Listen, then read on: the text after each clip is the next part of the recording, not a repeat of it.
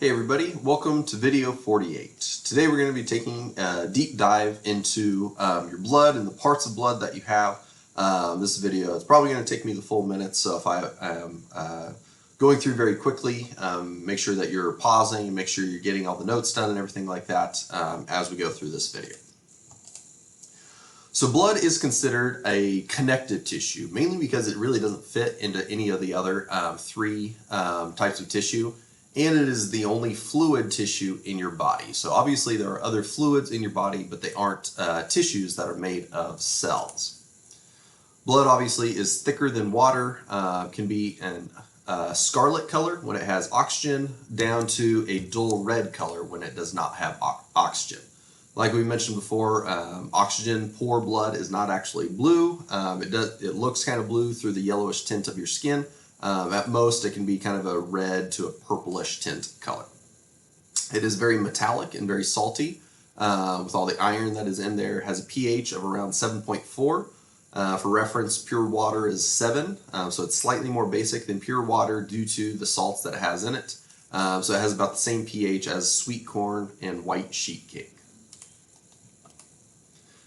You have about 5 liters of blood in your body, or about 8% of your body weight is blood, and it has 2 parts, the plasma and the formed elements. We're going to talk about both of those today. Plasma is going to be the liquid part, so your water, proteins, and solutes. The formed elements are going to be your red blood cells, white blood cells, and platelets, or you can see erythrocytes, leukocytes, and platelets. The function of blood is to be able to transport everything that needs to move from one place to another, be it nutrients, waste, hormones, and especially heat. Blood is really good at spreading heat. We can measure the parts of the blood, or we can separate the parts of the blood to measure them using what's known as a hematocrit, which basically you take a sample of blood and you spin it at a very, very high rate of speed.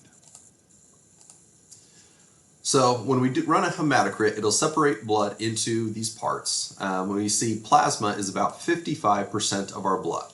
Of that 55%, 92% of it is water and 7% of it is protein. That leaves about 1% for those other solutes that you have. The proteins that you have in the plasma are what thicken your blood, contain antibodies for fighting off illness, as well as help aid your platelets, one of the formed elements, in clotting blood.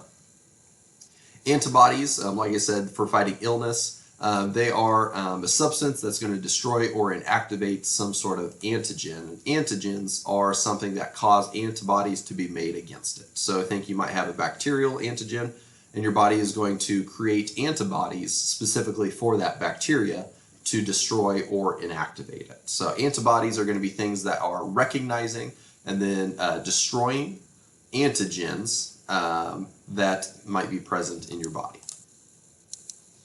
Blood serum is when you take your blood plasma and you take out those antibodies and antigens, those clotting factors, so that you're basically left with the water and some of the thickening proteins. Serum can be used in blood donations because you can treat people with it. You can use it as a blood transfusion, but it doesn't contain the antibodies that might cause some sort of negative reaction from the transfusion. Here's a picture of a hematocrit, obviously not a real picture, just a drawing here. Plasma is going to be the top portion, 55% of blood, and then we'll get into the formed elements down here. So your formed elements are the erythrocytes, the leukocytes, and the platelets. They are pretty much most often going to be formed through a process known as hematopoiesis in red marrow.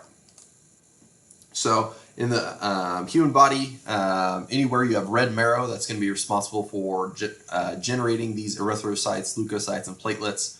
For reference, your sternum, ribs, and hip bones are all contributing to hematopoiesis, forming about 2.4 million erythrocytes each second. In a single drop of blood, you'll have tons and tons of red blood cells, 5 million, approximately 7,500 leukocytes, and 300,000 platelets in that blood. So obviously blood has lots and lots of things found inside of it, and that also says that these all are very, very small. So erythrocytes, or your red blood cells, they look like discs that are pinched in the middle and raised on the edges. What that does is it increases their surface area to be able to carry oxygen as well as carbon dioxide. If you were to take the total surface area of a person's red blood cells that they have throughout the body, remember you have approximately 5 liters of blood, that would be greater than the surface area of a football field. In your erythrocytes, you have a pigment known as hemoglobin that's going to be responsible for bonding with oxygen. When that hemoglobin bonds with oxygen, it forms oxyhemoglobin, so it's just a chemical change there. Sometimes it does combine with carbon dioxide, and when it does, it forms carbaminohemoglobin, and it will carry them throughout the body. So here you can see that pinched middle and the raised edges of a red blood cell. Within hemoglobin, iron is the major component of it. That's why blood is metallic to the taste, and it's also what gives any undercooked red meat that metallic taste. Any sort of blood left in is going to give that iron taste to it. If somebody is low on iron, usually when we think of anemia, we think of somebody that is low on iron. Usually it's because they have a low iron, which leads to low number of erythrocytes, because you don't have enough iron to form enough hemoglobin to form enough erythrocytes. We usually see these anemias in women due to the higher blood loss. So you can ask yourself this question, based on the function of erythrocytes, what are some symptoms of iron deficiency anemia? You think these people would be very much out of breath because they aren't able to carry as much oxygen, and any sort of associated symptoms, being out of breath, running out of breath easily, could be symptoms of that iron deficiency anemia. Here you can see the chemical of hemoglobin with iron 2 at the very center there.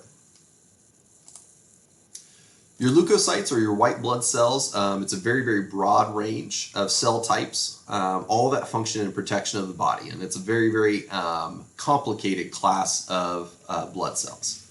They do all sorts of things protecting the body. A couple that we talk about: phagocytosis and the immune mechanism.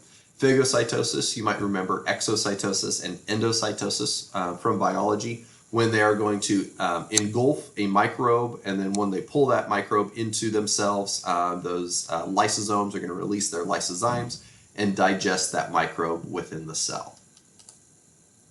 The immune mechanism would go back to our antibodies and antigens.